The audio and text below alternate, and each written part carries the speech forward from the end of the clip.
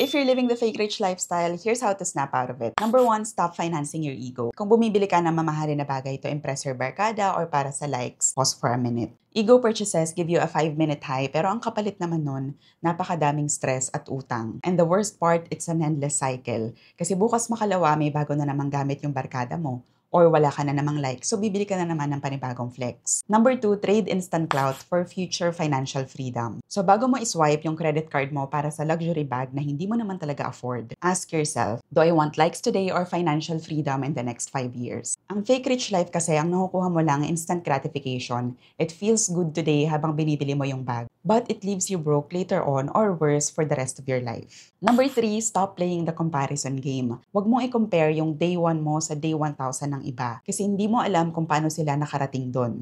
Hindi mo alam yung sacrifices nila, hindi mo alam yung connections nila, at lalong hindi mo alam kung ano itsura ng credit card nila. Build at your own pace at huwag kang mag-fast forward sa day 1,000 para lang i-impress yung ibang tao. And if gusto mo talaga ng likes, I have good news for you. People these days like authenticity, so why not make that your brand? You can create contents like, this is day 1 of me getting out of the fake rich trap. That's a very unique content and wala pa akong nakikitang ganon dito sa Philippines, so why not give it a try?